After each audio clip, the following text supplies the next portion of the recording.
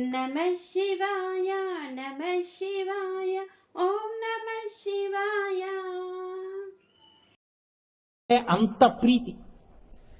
ఒక లౌకికమైన వ్యక్తిని ఇవాళ ఈ రహస్యం మీకు చెప్పేశాను, నాకే అంత ప్రీతి ఉంటే నేను ఈశ్వరుడు గురించి చెప్పిన దాంట్లో ఎంత అనుష్ఠిస్తున్నానో ఈశ్వరుడికి తెలుసు, నాకు తెలుసు. కానీ నేను చెప్పే దాంట్లో తూచా తప్పకుండా బతుకుతున్నవాడు రామకృష్ణారావు. అతనంటే నాకు అందుకే అంత ప్రీతి.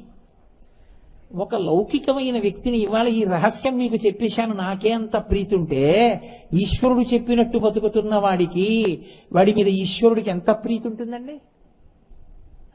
అలా బతికేటట్టు చేసేస్తుంది అమ్మవారు. ఈ ఐదింటిని తిప్పేస్తుంది. సెన్షువల్ ప్లెజర్స్ అంటారు. ఈ ఇంద్రియాల వల్లే పాడైపోతాడు అంతే. 5 ఇంద్రియాల వల్ల.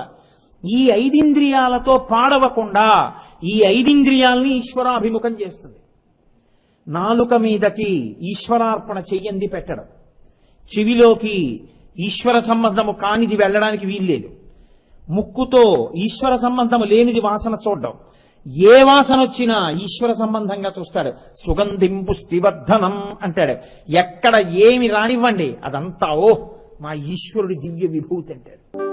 కుంకుడు పువ్వు కుంకుడుకాయ అయిపోతే చేదు, మామిడి పువ్వు మామిడికాయ అయిపోతే వగరం, నిమ్మ పువ్వు నిమ్మకాయ అయిపోతే పులుపు. నిమ్మకాయకి ముందు నిమ్మ పువ్వులో, మామిడికాయకి ముందు మామిడి పువ్వులో, కుంకుడుకాయకి ముందు కుంకుడు పువ్వులో మాత్రం తీయటి తేనె. పువ్వుగా ఉన్నప్పుడు మాత్రం అన్నిటిలో మకరందం. పువ్వు పిండి అయితే రుచులు మారిపోతాయి. పువ్వులన్నిటిలో తేనుంది. శబ్దస్పర్శన స్వరూప గంధములు ఇంద్రియములన్నిటిలో తేనుంది. శబ్ద వినడం పిచ్చి, అందుకని వెళ్ళిపోతూ ఏవో పెట్టుకు వింటుంటాడు. అదేదో మంచి మాటలు అయితే పర్వాలేదు, ఏదో పిచ్చి సంగీతం, అర్థం బద్ధం లేని సంగీతం, అక్కర్లేని విషయాలన్నీ వింటుంటాడు. పక్షుల కలకూజితాలు విని సంతోషపడిపోడు, అవన్నీ పెట్టుకుని పొంగిపోతుంటాడు. ఏవో అక్కర్లేని మాటలన్నీ వింటుంటాడు. ఆ మాటలు అవతల వాడిని రెచ్చగొట్టను విన్నను అదే పని. కాబట్టి అది తేనె, పాడవుతాడు. 2 చూపు, ఎప్పుడు ఏదో చూడాలని ఉంటుంది, అవి చూస్తూ ఉంటాడు, సంతోషిస్తూ ఉంటాడు. స్పర్శ, దేన్నో ముట్టుకోవాలని ఉంటుంది, అది ముట్టుకుంటూ ఉంటాడు, సంతోషిస్తూ ఉంటాడు. నాలుక, ఏవో తినాలని ఉంటుంది, అవే మార్చి మార్చి తింటూ ఉంటాడు, సంతోషిస్తూ ఉంటాడు. శబ్ద, అవే మాట్లాడుతుంటాడు, సంతోషిస్తూ ఉంటాడు. రామరామ అని మాత్రం అండం, శివ అని మాత్రం అండం. ఇన్నేళ్లు బతికావు కదా, నోరిచ్చారు కదా, ఎన్ని మాటలు భగవన్నామని చెప్పావు, ప్రాణం పోయినా చెప్పడం. అక్రమాలని మాటలే మాట్లాడతారు. ఇప్పుడు ఈ 5టిలో తేనె ఉంది. తేనె ఎంత తాగినా మత్తెక్కుతుంది. ఈ 5 ఇంద్రియాలతో మీరు విషయ సుఖాలు ఎన్ని అనుభవించినా ఇంకా తాగాలనే ఉంటుంది మత్తు. అందుకని ఈ 5 బాణాలు పట్టుకొని మన్మధుడు పాడు చేస్తాడు. మన్మధుడు ఈ 5 వేస్తూ ఉంటాడు. అందుకే ఆయన దగ్గర 5 పువ్వులే. పంచవిశిఖ, ఈ 5 ఇంద్రియాల మీద వేస్తూ ఉంటాడు. చూడకూడనివి చూడాలని, వినకూడనివి వినాలని, ముట్టుకోకూడనివి ముట్టుకోవాలని, తినకూడనివి తినాలని, తినకూడని సమయంలో తినాలని, తినకూడని రీతిలో తినాలని అనిపిస్తూ ఉంటుంది. ఇది పాడు చేసేస్తుంది, ఆత్మోన్నతిని పాడు చేస్తుంది.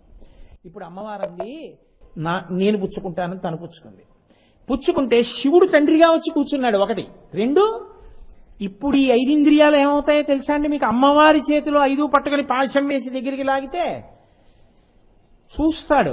ఎలా చూస్తాడంటే కామాక్షిగా చూస్తాడు అందరినీ, ఏకాంబరేశ్వరుడిగా చూస్తాడు అందరినీ. అంతటా ఈశ్వరుణ్ణి చూస్తుంటాడు, వింటూ ఉంటాడు. ఎప్పుడూ భగవత్ సంబంధమైన విషయాల్ని వింటుంటాడు. ప్రతి శబ్దంలో, ప్రతి ధ్వనిలో ఈశ్వరానుగ్రహాన్ని చూస్తూ ఉంటాడు. ఎక్కడికో వెడతాడు, నిశ్శబ్దంగా ఉంటుంది. ఆ చెట్ల మీద పక్షులు రకరకాల కోతలు కూస్తూ ఉంటాయి. ఇన్ని రకాల పక్షులు, ఇన్ని రకాల ధ్వనులు, ఇవన్నీ ఈశ్వరుడు ఎలా సృజించాడో అసలు. ఒక్క పంచదార పాకం దగ్గర పెట్టుకుని రకరకాల స్వీట్లు తయారు చేసినట్టు ఈ పంచభూతాలనే దగ్గర పెట్టుకుని ఇన్ని ఉపాధుల్ని ఎలా సృష్టించాడరా అని ఎప్పుడూ ఈశ్వరుణ్ణి చూస్తుంటాడు. కర్తవంక చూస్తుంటాడు. కంటి ముందున్న వివిధములకు ఎవడు తయారు చేశాడో వాణ్ణి శ్లాఘిస్తూ ఉంటాడు. ఇది అలవాటవుతుంది. అలవాటైతే చెవి, ఆ నోరు ఈశ్వరుణ్ణి స్తోత్రం చేస్తూ ఉంటుంది. ఎప్పుడు ఈశ్వర సంబంధమైనవి వినాలని ఇష్టపడతాడు. ఈశ్వర సంబంధము కాని మాటల పట్ల ఆగ్రహం చెందుతుంటాడు. ఈశ్వర సంబంధమునందు లుప్తమై అసహ్యంగా భక్తి పాడయ్యే రీతిగా ఏదైనా జరిగితే తాను అంగీకరించలేడు. అది కోపానికి కారణమవుతుంటుంది. ఎందుకంటే ఆయన అనుష్ఠానం దెబ్బతింటోంది, ఆయన ఉపాసన పోతోంది. అది కోపానికి కారణం. అలా కనబడలేదు, ఆయనకి కోపం వస్తుంది. కాబట్టి ఇప్పుడు పూర్వం ఏది పడితే తినేవాడు, ఇప్పుడు ఏది పడితే తినడు, ఎలా పడితే అలా తినడు. ఎలా తినాలని వేదం చెప్పిందో అలా తినడాన్ని అంగీకరిస్తాడు. ఏవి తినాలని చెప్పిందో అవి తినడాన్ని అంగీకరిస్తాడు. ఏది తిన్నా ఈశ్వర ప్రసాదంగా తినడానికి అంగీకరిస్తాడు. కాబట్టి తనంత తాను తినడానికి ఇష్టపడ్డాడు. పాయసం తాగాలనుంది, తను తాగడానికి ఇష్టపడ్డాడు. పాయసం చేయి పార్వతీ పరమేశ్వరులకి నివేదన చేసి స్వామి తీసుకుని మిగిలినటువంటి ఉచ్ఛిష్టాన్ని మనం రేపు తాగుదాం అంటాడు. అని ఇప్పుడు పరమేశ్వరుడు తాగి అక్కడ పెట్టి, నాన్న నువ్వు తాగు అన్న ఉచ్ఛిష్టాన్ని తాగుతున్నానని తాగుతాడు. ఇంతకు ముందు పాయసం తాగాడు, ఇప్పుడు తాగాడు. ఏమిటి తేడా? ఇప్పుడంతా ఈశ్వరోచ్ఛిష్టం. ఈశ్వరుడు తిననివి తాను పెట్టడగా ఈశ్వరుడికి. కాబట్టి సాత్విక ఆహారం మాత్రమే స్వీకరిస్తాడు. ఇలా తింటే ఈశ్వరుడు ఒప్పుకోడు, అలాగా తినడం అంటాడు. కాబట్టి తను తినడం అలాగా. ఇప్పుడు జీవన శైలిలో మార్పు వస్తోంది. అప్పుడు తిన్నాడు, ఇప్పుడు తిన్నాడు, మార్పు వచ్చింది. అప్పుడు మాట్లాడాడు, ఇప్పుడు మాట్లాడాడు, మార్పు వచ్చింది. అప్పుడు విన్నాడు, ఇప్పుడు విన్నాడు, మార్పు వచ్చింది. ఇది లోపల వస్తుంది. ఈ 5 ఇంద్రియములు తేనెగా పనికొచ్చి విషయ సుఖముల మీద వెంపర్లాటుంటే మన్మథ బాణములకు పడిపోతున్నాడని గుర్తు. మళ్ళీ పుడతాడు, మళ్ళీ తెస్తాడు, మళ్ళీ పుడతాడు, మళ్ళీ తెస్తాడు, కిందకు పోతాడు. అమ్మవారి బాణములకు వశమయ్యాడని గుర్తు ఏమిటి? అమ్మవారి పాశం పడి దగ్గరికి లాగింది. ఈ 5 ఇంద్రియములను ఈశ్వరుడు యందు నిక్షేపించి అనుభవిస్తుంటాడు. ప్రతి దానికి ఒకటే మాట ముందు చేరుస్తాడు. ఏమిట్రా అంటే అమ్మవారి అనుగ్రహం. అన్నిటికీ పరీక్ష ఒక్కటే. ఏమిటి? ఇది ఈశ్వరుడు అంగీకరిస్తాడా? తప్పు అలా చేయకూడదు, తాను అంగీకరించడు. అక్కడ ఇంకా ఏమీ కుదరవు. ఇంకా రాగద్వేషాలు, ప్రీతి, ఇంకో కారణాలని తీసుకొచ్చి పెట్టగలిగినటువంటి స్థితి పోతుంది. అలా ఉండకూడదు అంతే. ఆ స్థితిని పొందగలిగితే ఈశ్వరుని యందు కుదురుకుంటున్నావని గుర్తు. ఇది అమ్మవారి ఇస్తుంది. ఇస్తే క్రమక్రమంగా ఏమవుతుందో తెలుసా అండి? ఎప్పుడు శబ్ద, స్పర్శ, రస, రూప, గంధ ఈ 5 తన్మాత్రలు ఈశ్వరాభిముఖమవుతాయి. మీరు ఒకటే గుర్తుపెట్టుకోండి, నేను మళ్ళీ మళ్ళీ చెప్తున్నాను మీకు. మీరు ఈశ్వరుడు చెప్పింది చేస్తే మీరు ఈశ్వరుడి ప్రీతికి కారణమవుతారు. నేను మీతో మనవి చేశానుగా, నా దగ్గర ఉండే వాళ్ళలో నాకు అత్యంత ప్రీతిపాత్రుడు ఎవరో తెలుసా అండి? అత్యంత ప్రీతిపాత్రుడు రామకృష్ణారావు గారు ఉన్నాడు. ఆయన నా గుండెల్లో ఉంటాడు. బాహ్యంలో ఒక నిమిషం సేపు ఆయన నా పక్కన ఎప్పుడూ కనపడ్డాడు. ఎవరికైనా తెలుస్తుందా నాకంత ఇష్టం అతనంటేని? నేను అతని కోసం ఈశ్వరుడికి అన్ని నమస్కారాలు చేస్తానని ఎవరికైనా తెలుసా? ఒక్కటే కారణం. నాకు ఎందుకు ఆయనంటే అంత ఇష్టం అంటే, అతను 24 గంటల్లో 23 గంటల 55 నిమిషములు నేను అలా బతకలేకపోతున్నానేమో కానీ నేను ఎలా చెప్తున్నానో అతను అలా బతుకుతాడు. అతను ఆఫీస్కి వెళ్ళి ఇంటికి వస్తే స్నానం చేసి రామాయణ పారాయణ చేసుకుంటాడు. అతను ఓ 2 రోజులు సెలవు వస్తే దీక్ష తీసుకుని భాగవతం చదువుకుంటాడు. అతను మనవరాలికి పేరు పెట్టుకోవాలంటే గురువుగారు ఆమోదం తీసుకుంటాడు. ఏ పని చెయ్యాలన్నా గురువుగారు ఆమోదించారా చూసుకుంటూ ఉంటాడు. అతనికి ఎప్పుడు ప్రతి కదలికలో ఇలా నేను చేస్తే గురువుగారి మాట నేను చేసిన వాడినేనా చూసుకుంటూ ఉంటాడు. ఎక్కడో ఉంటాడు సభలో, ఇవాళ కూడా ఉంటాడు. కానీ నేను వస్తున్నప్పుడు నా దగ్గరికి రాడు, నేను వెడుతున్నప్పుడు నాకు కనపడ్డా. నా ఇంటికి రాడు, నాతో మాట్లాడ్డా. నేను ఆయన ఇంటికి వెళ్తాను. నేను ఆయన ఇంటికి వెడితే అగ్గగ్గలాడుతూ కూర్చుంటాడు. కూర్చోవయా అంటే కూర్చుంటాడు. ఇద్దరం కలిసి చదువుకున్నాం. నేను ఈశ్వరుడి గురించి చెప్పిన దాంట్లో ఎంత అనుష్ఠిస్తున్నానో ఈశ్వరుడికి తెలుసు, నాకు తెలుసు. కానీ నేను చెప్పే దాంట్లో తూచా తప్పకుండా బతుకుతున్నవాడు రామకృష్ణారావు. అతనంటే నాకు అందుకే అంత ప్రీతి. ఒక లౌకికమైన వ్యక్తిని ఇవాళ ఈ రహస్యం మీకు చెప్పేశాను, నాకే అంత ప్రీతి ఉంటే ఈశ్వరుడు చెప్పినట్టు బతుకుతున్న వాడి మీద ఈశ్వరుడికి ఎంత ప్రీతి ఉంటుందండి? అలా బతికేటట్టు చేసేస్తుంది అమ్మవారు. ఈ 5 తిప్పేస్తుంది. సెన్షువల్ ప్లెజర్స్ అంటారు. ఈ ఇంద్రియాల వల్లే పాడైపోతాడు అంతే, 5 ఇంద్రియాల వల్ల. ఈ 5 ఇంద్రియాలతో పాడవకుండా ఈ 5 ఇంద్రియాలని ఈశ్వరాభిముఖం చేస్తుంది. నాలుక మీదకి ఈశ్వరార్పణ చెయ్యంది పెట్టడం, చెవిలోకి ఈశ్వర సంబంధము కానిది వెళ్ళడానికి వీల్లేదు, ముక్కుతో ఈశ్వర సంబంధము లేనిది వాసన చూడడం, ఏ వాసన వచ్చినా ఈశ్వర సంబంధంగా చూస్తాడు. సుగంధిం పుష్టివర్ధనం అంటాడు.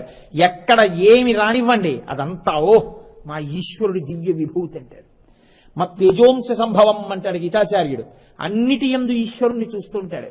5 ఇంద్రియములు మారి మారి మారి మారి ఏ సుఖమును అనుభవించినా ఈశ్వరానుగ్రహంగానే అనుభవిస్తాయి.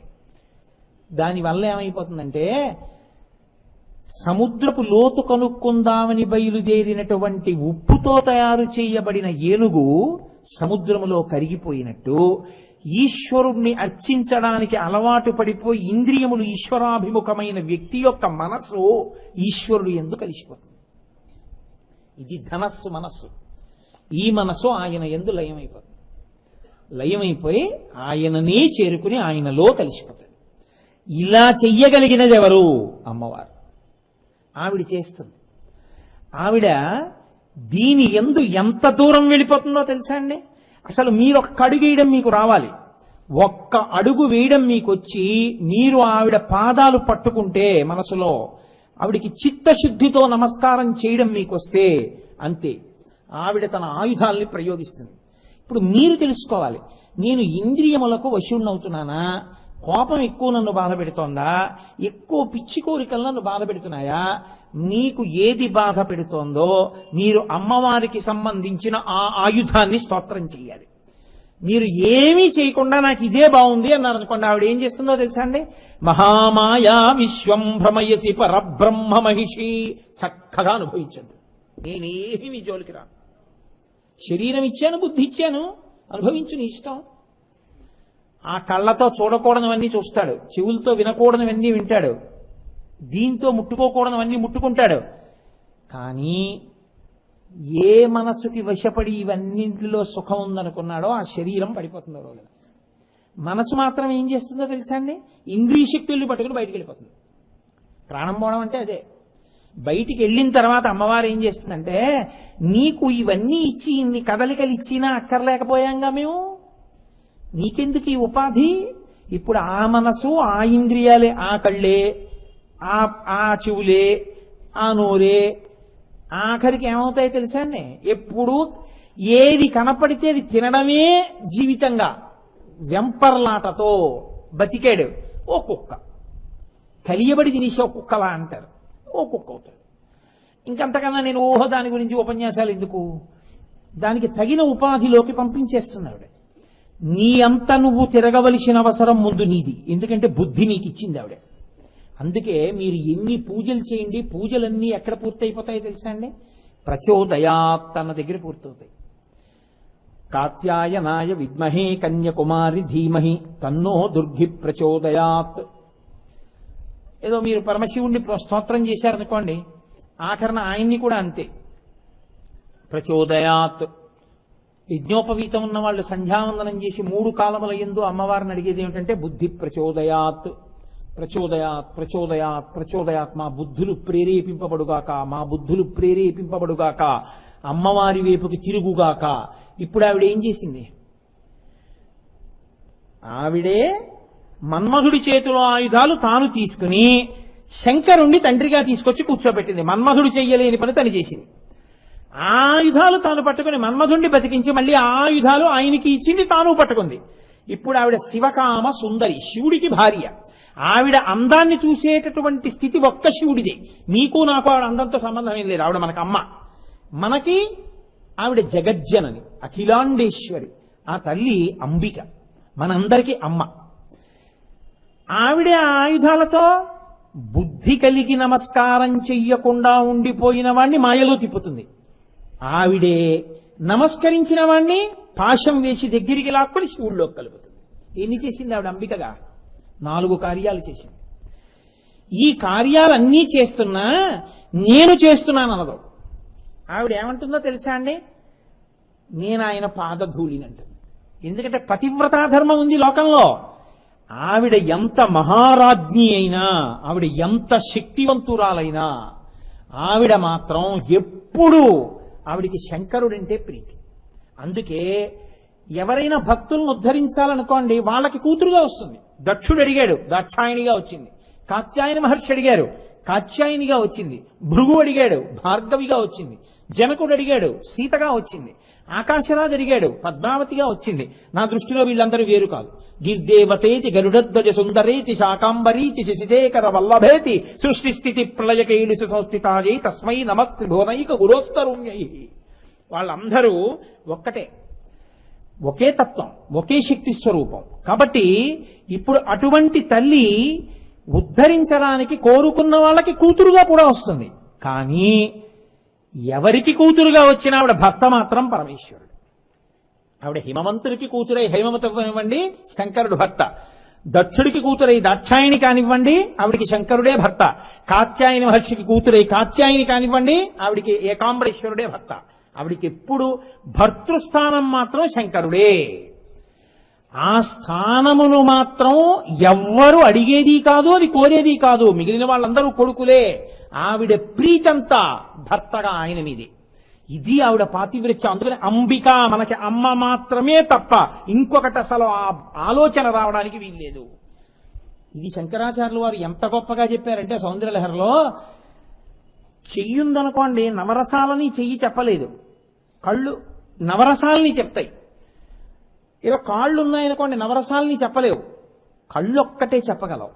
భర్త యందు ఆవిడికి ఎంత ప్రీతి ఉంటుందో చెప్పడానికి శంకరాచార్యుల వారు శివే శృంగారార్ధ్రా తదితరజనే కుత్సనపరా సరోషా గంగాయాం గిరిశచరితే విస్మయవతి హరాహిభ్యో భీత సరసిరుహ సౌభాగ్య జననీం సఖీషస్మేరాతే మయి జనని దృష్టి సకరుణ అన్నారు. అద్భుతమైన శ్లోకం. ఆయన అన్నారు, శివే శృంగారార్ధ్ర. ఆర్ధ్ర అంటే తడిపేయడం.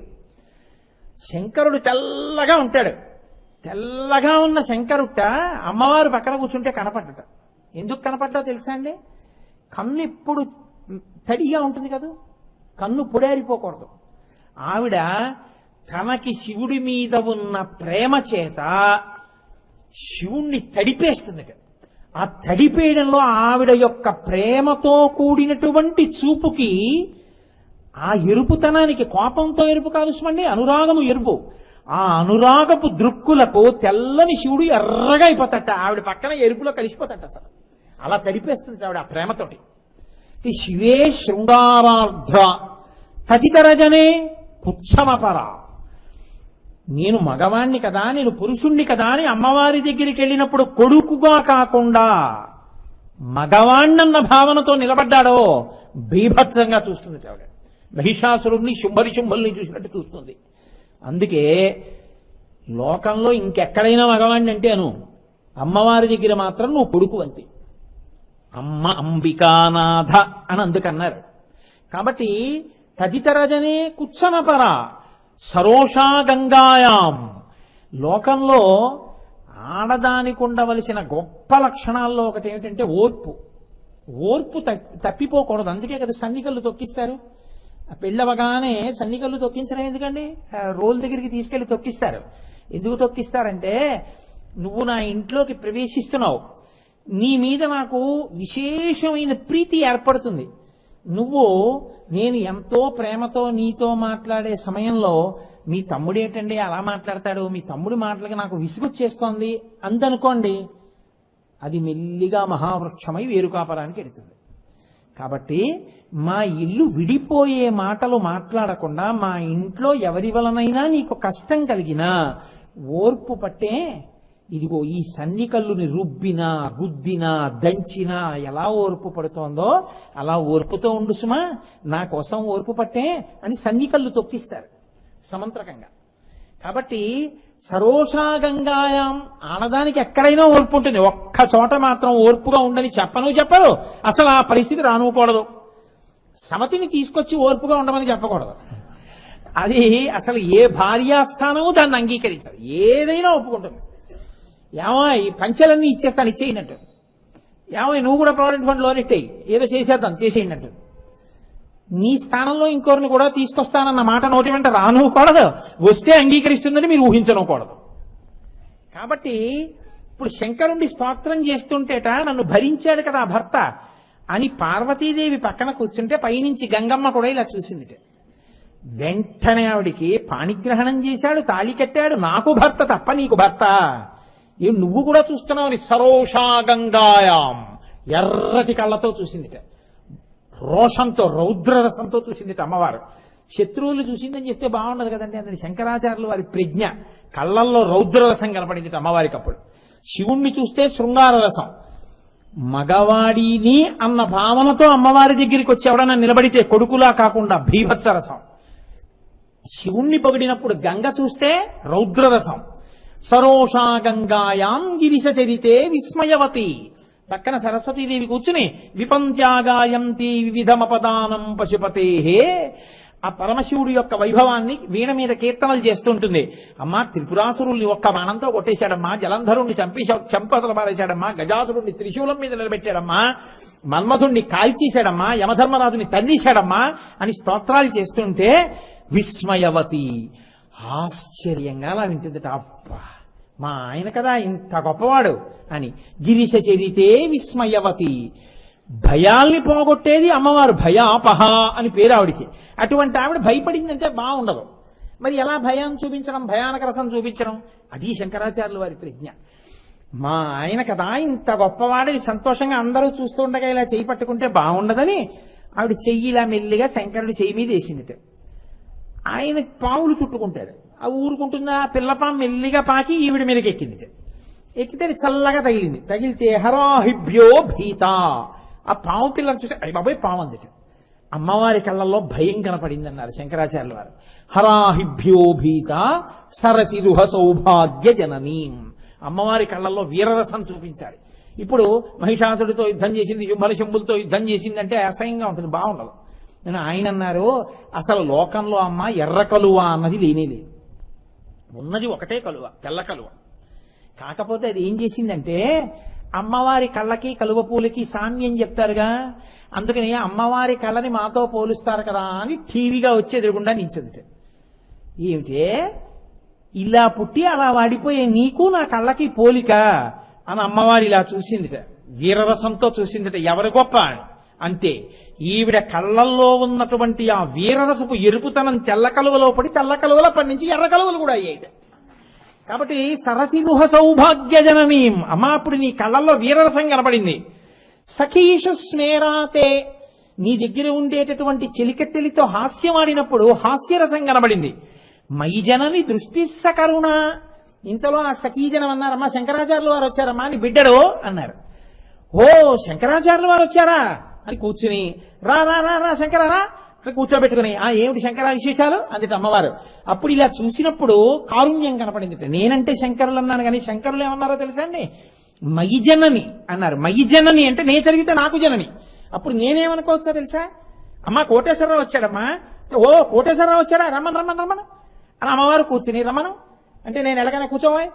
ఏమిట్రా కోటేశ్వరరావు ఏమిటి విశేషాలు, ఏమిటి శివాష్టోత్తరం చెప్తున్నావు మా ఆయన మీద, చాలా సంతోషం అని అమ్మవారి ఇలా చూసేటప్పటికి కరుణ ఎంతో కారుణ్యంతో నన్ను చూసింది నా తల్లి. మరి 8 రసాలు చెప్పారు, 9వ రసం ఇది శాంతరసం. అంటే శంకరాచార్యులు వారు అన్నారు అమ్మవారంటే శక్తి కదలిక, శివుడంటే కదలిక లేకుండా ఉంటాడు శాంతం. అమ్మవారు శాంతం అయిపోతే శివుడు అమ్మవారు కలిసిపోయి ఒకటైపోతే అసలు నీకు ఇంకా అమ్మవారు కనపడదు. అందుకని చెప్పలేదు కానీ అసలు శాంతం లేకపోతే మిగిలిన రసాలు ఎక్కడి నుంచి వస్తాయి? అమ్మ అంటేనే శాంతం, మళ్ళీ చెప్పాలేంటి? అందుకని అమ్మకి శాంతం ఉందని చెప్తే అది అమ్మ అవమానించినట్టు. కాబట్టి నేను చెప్పను, అమ్మ అంటేనే శాంతమవుతున్నారు. 2 వైపులా పదునే ఆయన కత్తిని. కాబట్టి శివే శృంగారార్ధ్రా తదితర జనే కుత్సనపర సరోషా గంగాయాం గిరిశ జలితే విస్మయవతి హరాహిభ్యో భీత సరసిరహ సౌభాగ్య జననీం సఖీషు స్మేరాతే మయి జనని దృష్టి సకరుణ. నవరసాలు అమ్మవారు ఎప్పుడు పరమశివుడంటే అంత ప్రీతితో ఉంటుంది. శంకరాచార్యుల వారు సౌందర్యలహరిలోనే అంటారు, అమ్మా నీ ఒళ్ళంతా లావణ్యమే కానీ నీ మోచిప్పలు మాత్రం గరుకమ్మా అన్నారు. ఎందుకంటే ఆవిడ సభలో కూర్చుంటే అయ్యా శంకరుడు విజయం చేస్తున్నాడంటారు. గబగబా వెళ్ళి ప్రతిరోజు తెల్లవారుజామున సభామంటపంలో రాత్రి మోకాళ్ల మీద నేల మీద వంగి తన నుదుటిన ఉన్నటువంటి కుంకుమ బొట్టు పరమశివుడి యొక్క పాదముల మీద ముద్రపడేటట్టుగా ఆవిడ నమస్కరిస్తుంది. కస్తూరీ తిలకంచి తెందు విలసత్వద్భాసి పాలస్థలీం కర్పూర ద్రవమిశ్ర చూర్ణ కపురామోదోల్ల సద్వీటికాం లోలాపంగ తరంగి తైరితి కృపాసారైర్నతానందినీం శ్రీశైల స్థలవాసినీం భగవతీం శ్రీమాతరం భావయే. ఆ తల్లి అంతటి ప్రేమ కలిగింది భర్త యందు, అంతటి మహాపతివ్రత, నిరంతరము శివోపాసన చేస్తుంటుంది. అందుకని ఆవిడ శివకామ సుందరి. భర్త యందు అంత ప్రీతి కలిగిన తల్లిగా మనకి అమ్మ, శివుడికి భార్య, మా నాన్నగారికి భార్య, నాకు అమ్మ, ఆయన మా నాన్నగారు. జగతపితరం వందే పార్వతీ పరమేశ్వరవు. ఎవరో నాకు కాదు, ఈ సమస్త జగత్తుకి వాళ్లే తల్లిదండ్రులు. కాబట్టి వాళ్ళిద్దరి యొక్క గొప్పతనం ఏమిటో తెలుసా అండి? ఈ కారుణ్యం మన్మధుడి దగ్గర నుంచి ఆయుధాలు పట్టుకుని ఉద్ధరించడం అనేటటువంటి ప్రక్రియ యొక్క కొనసాగింపునకు పరాకాష్ట కార్తీక పౌర్ణమి. అందుకే కార్తీక పౌర్ణమి నాడు 2 చెయ్యకపోతే వాడు కృతఘ్నుడు అంటున్నాయి శాస్త్రాలు. ఏమిటా 2? 3 రెండిటిని ఆరాధన ఎందుకు కలుపుతాం, ఒకటి వేరుగా కలుపుతాం. కార్తీక దీపము అన్న దీపాన్ని రేపటి రోజునే పెడతారు. మిగిలిన రోజుల్లో దీపాలు ఇంటిలో పెడతారు, ఇంటి బయట పెడతారు. కృత్తికా నక్షత్రానికి దేవాలయంలో చేస్తారు, పౌర్ణమికి తిథికి ఇంట్లో చేస్తారు. నక్షత్రం దేవాలయానికి, తిథి ఇంటికి చేస్తూ ఉంటారు. కార్తీక పౌర్ణమి కృత్తికా నక్షత్రం ఉన్న రోజున ఇంట్లో చేసినా గుళ్ళో చేసినా మామూలు దీపం ఒక్కటి పెట్టి ఏ గుళ్ళోనూ ఉంచరు. అరుణాచలంలో అయితే కొన్ని మైళ్ల దూరం కనపడేటట్టు కొండ మీద దీపం వెలిగిస్తారు. రేపు వెంకటాచలంలో శేషాచలం మీద వెలిగిస్తారు దీపాన్ని కపిలతీర్థం దగ్గర. ప్రతి ఊళ్ళో కూడా రేపటి రోజున పెంటపోగుని కూడా మామూలుగా అగ్గిపుల్ల గీసి తగలబెట్టకూడదు. రేపు ఎక్కడెక్కడ వీలైతే అక్కడక్కడ దీపాలు పెడతారు, గుత్తి దీపాలను పెడతారు. రేపు దీపం పెట్టినప్పుడు తప్పకుండా ఒక శ్లోకం చెప్పాలి. అలా శ్లోకం చెప్పకుండా రేపటి ప్రదోష వేళలో దీపం పెడితే మనుష్య జన్మ పొంది కూడా వాడు భగవంతుడి పట్ల దోషం చేసిన వాడు అవుతాడు. ఈశ్వరుడు, అమ్మవారు నియమం విధించింది. కృత్తికలంటే అమ్మవారండి, కృత్తికలంటే మాతృకలు. కార్తీక మాసం అంతా తల్లి అనుగ్రహం. అందుకే కార్తీక బహుళంలో ఇంత గొప్ప స్థితి ఉండదు. కార్తీక పౌర్ణమితో గొప్ప గొప్ప తిథులన్నీ పూర్తవుతాయి. రేపటి రోజు సాయంకాలం దీపం పెడితే ఓ శ్లోకం చెప్పాలి, అందరూ చెప్పాలి. కీటాః పతంగాః మశకాశ్చ వృక్షాః జలే స్థలే ఏ నివసంతి జీవాః దృష్ట్వా ప్రదీపం నచ జన్మ భాగినః అని. ఈ దీపం కార్తీక దీపం ఇప్పుడు నేను వెలిగించింది అని ఆ దీపపు కాంతి పడుతుంది. అలాగా ఆ దీపంతో దాని మీదకి దామోదరమావాహయామి అని కానీ, ఉమాసహిత త్రయంబకమావాహయామి అని కానీ, రెండిటిలో ఏదో ఒకటి చెప్పి ఈ దీపంతో చెత్త కూడా వెలిగించాలి. రేపు వెలిగిస్తే ఏమవుతుందో తెలుసా అండి? కీటాః పతంగాః మశకాశ్చ జీవాః జలే స్థలే ఏ నివసంతి జీవాః. నీటిలో ఉన్న చేపలు కాని, బయట తిరిగేటటువంటి రెక్కలున్న దీపపు పురుగులు కాని, కదలలేని చెట్లు కాని, పుట్టలలో ఉన్న పాములు కాని, పశువులు కాని, ఇన్ని కోట్ల జన్మల నుంచో పాపాలు చేసుకుని మనుష్య జన్మ పొందకుండా ఉండిపోయిన ప్రాణికోటి కాని, మనుష్య జన్మ ఎత్తి పాపాలతో ఉన్న నేను కాని, ఈ పాపములన్నీ కూడా జలే స్థలే ఏ నివసంతి జీవాః దృష్ట్వా ప్రదీపం నచ జన్మభాగినః. ఈ దీపము యొక్క కాంతి ఎంత దూరం పడుతోందో ఆ దీపపు కాంతి పడినంత మేర ఉన్నటువంటి జీవులన్నీ మోక్షమునకు వెళ్ళిపోవుగాక. ఇచ్చేస్తారు రేపు పొద్దున. రేపు రాత్రి కార్తీక పౌర్ణమి తిథి నాడు ఆ దీపపు వెలుగు పడినంత మేర ఇచ్చేస్తుంది అమ్మవారి యొక్క అనుగ్రహం దీపం రూపంలో. కాబట్టి కార్తీక దీపం అన్న పేరు అందుకు వచ్చింది. కాబట్టి భవంతి త్వాం శ్వపచాహి విప్రాహ, ఆఖరికి శ్వపచులు కూడా విప్రులగుదురుగాక అని రేపటి రోజు ఈ 4 పాదాలతో ఉన్న శ్లోకం చెప్పి దీపం పెట్టాలి. ఆ శ్లోకం చెప్పకుండా దీపం పెట్టకూడదు. అందుకే ఈ దీపం పెట్టించి అందరితో శ్లోకం చెప్పిస్తారు ఒకసారి. రేపటి రోజున మేము అయ్యప్ప స్వామి దేవాలయ ప్రాంగణంలో ఈ దీపాన్ని వెలిగిస్తాం. రేపు అక్కడ ఉపన్యాసం అయిపోయాక కర్పూర దీపాన్ని, పెద్ద దీపాన్ని వెలిగించి లైట్లన్నీ ఆర్పేసి ఈ శ్లోకం చెప్పి ఆ జ్యోతి వంక చూసి నమస్కారం చేస్తాం అందరం. కాబట్టి కీటాహ పతంగాహ మశకాశ్చ వృక్షాః జలే స్థలే ఏ నివసంతి జీవాః దృష్ట్వా ప్రదీపం నచ జన్మభాగినః భవంతి త్వం శపచాహి విప్రాః. అమ్మవారు అంత అనుగ్రహిస్తుంది. ఆవిడ అనుగ్రహం, అయ్యో తప్పులు చేసుకున్నాడు పడిపోయాడు, మనుష్య జన్మ పొందిన నువ్వు ఒక్కడివే చేసుకోవడం కాదు, కార్తీక పౌర్ణమి నాటి అసుర సంఖ్య వేళలో నీవు జీవకోటినంతటినీ తరింప చెయ్యగలవు. నీకు నేను ఈ శక్తిని ఇచ్చాను. నీవు ఈ శ్లోకం చెప్పకుండా దీపం పెట్టకూడదు, దీపం పెట్టి ఆరాధన చేయకూడదు. కాబట్టి రేపు ఈ శ్లోకం చెప్పి దీపం పెట్టాలి. 2, రేపటి రోజున జ్వాలాతోరణం చేస్తారు. ఎందుకని అంటే ఈ శరీరాన్ని విడిచిపెట్టిన తర్వాత చేసుకున్న పాపాలకి ఎదురుగుండా వచ్చి భైరవులు దర్శనమిస్తారు. అసలు ఆ భైరవుడి యొక్క ధ్వని గురించి మీరు వింటే ఆశ్చర్యపోతారు, హడిలిపోతారు. ఆయన ధ్వని అలా ఉంటుంది. భైరవుడని పేరు ఎందుకో తెలుసా అండి? భౌ అంటే పర్వాలేదు, భై అంటే మీద పడిపోయింది కుక్కని గుర్తు. ఇది విడిచిపెట్టగానే జీవుడి మీదకి లంఘిస్తాట ఆయన. ఇందులో నీకు ఈశ్వరుడు శరీరం ఇస్తే, అమ్మవారు శక్తి ఇస్తే, ఎన్ని తప్పులు చేశావురా, ఎన్ని పాపాలు చేశావురా, చూడు నీ పని పడతానని దూకుతాట. అందుకే భైరవ దండన అని మానసరోవర్లో అక్కడ వేస్తారు, మానసాదేవి గుడి దగ్గర ఓ దెబ్బ కొడతారు వీటి మీద. ఆ భైరవుడు మీద దూకితే, అందుకే ఆయనకి ఇంకో పేరు లేదు. రవ అంటే శబ్దం, భై అంటే మీద పడిపోవడం. భై అని మీద పడిపోతాడు కాబట్టి భైరవ ఆయన పేరు. అలా పడిపోకుండా ఆయన వచ్చి మీద పడిపోయి పరిగెడుతుంటే తోలుతారు లోపలికి, తోరణంలోకి. ఏ తోరణంలోకి? యమధర్మరాజు గారి యొక్క సభలోకి ఒక తోరణం ఉంటుంది. తోరణం అంటే పైకమ్మి. ఆ పైకమ్మి కింద నుంచి దూరితేనే లోపలికి వెళ్ళడం. ఇంటికి తోరణం ఉంటుంది కదండి, శుభాశుభములకు అదే గుర్తు. అందుకే ఇంట్లో శుభం జరుగుతుందంటే తోరణం పైకమ్మికి కడతారు. ఆ పైకమ్మి కింద నుంచే లోపలికి వెళ్ళాలి. యమసదనమునకు పైన అగ్ని జ్వాలలతో ఉంటుంది ఆ తోరణం. అసలు దాన్ని చూడగానే జీవుడు కుపితుడైపోతాడు దాని కింద నుంచి వెళ్ళడానికి. అప్పుడు గుర్తొచ్చి పాపాలు కొడుతుంటే, భైరవుడు రవం చేస్తూ మీద పడి కొరికేస్తుంటే యాతన పొందిపోతాడు. అలా పొందకుండా కార్తీక పౌర్ణమి నాడు పార్వతీ పరమేశ్వరులు అభయం ఇచ్చారు. ఒరే, ఎన్ని పాపాలు చేసినా దీపం పెట్టి ఈ శ్లోకం చెప్పి ఆ తోరణం చూడకుండా ఉండాలి అంటే కొత్తగా పండినటువంటి పంటకి సంబంధించిన ఆవిరిగడ్డి తెచ్చి 2 కర్రలు కట్టి, పైన కర్ర కట్టి, దానికి ఆ గడ్డి కట్టి, కొద్దిగా నెయ్యి పోసి ఆ గడ్డిని వెలిగించి, ఆయన కర్మ పరమేశ్వరుడికి పార్వతీ సహితుడై పల్లకిలో ఆయన కూడా 3 మాటలు తిరుగుతాడు. నీకేమీ బెంగలేదు, నేనున్నాను అండ, నువ్వు చూడవా తోరణం. నిన్ను యమధర్మరాజు యొక్క లోకం చూడకుండా నేను నీ వెనకాతలుంటాను. చేసిన పాపాలకి ప్రాయశ్చిత్తంగా నేను నీ వెనకాలంటాను, దీని కింద తిరిగేయి అంటాడు.